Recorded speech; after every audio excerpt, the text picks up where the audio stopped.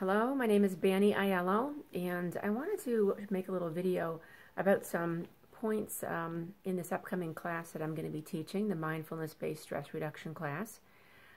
It seems that multitasking is a very common thing that we pride ourselves in doing very well, but it's very interesting because the latest researching on the subject actually says that, we're not multitasking.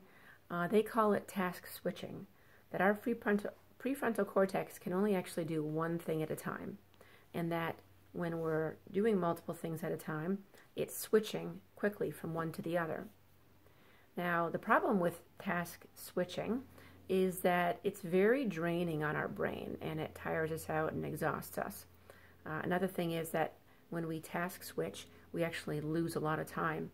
So even though switching from one task to the other might take a fourth of a second throughout the whole day, the research is showing that you can lose up to 40% of productivity by task switching. So, and the other thing about it is the error rate goes way up when we switch from one task to the other versus just focusing on one at a time. Now, if the tasks that we're working on are cognitively demanding, then the error rate as well as the amount of time that we lose goes up. So it's very hard for us not to task switch so much because now in this kind of age, we seem to have all developed these ADHD kinds of brains that are jumping around all the time. So this work in the mindfulness-based stress reduction program is a lot of work on being able to stay in the present moment and focus. So it's really a lot of mind training to focus and on one task at a time. The other thing that happens when we are using some time for some downtime, perhaps with meditation, is that it gives that prefrontal cortex a rest.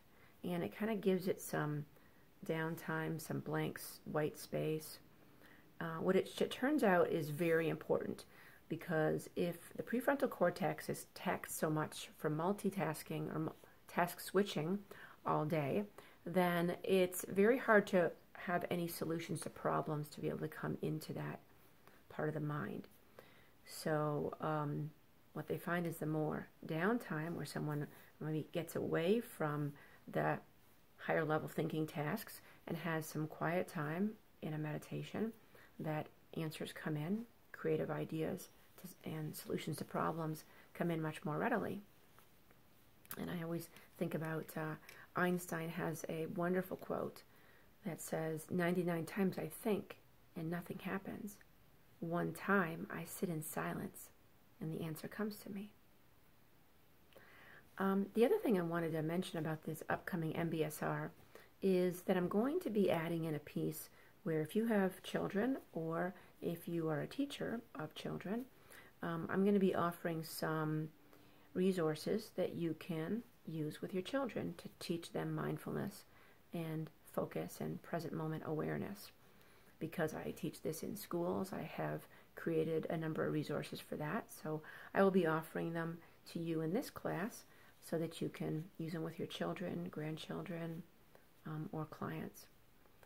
So I hope you will consider taking the MBSR.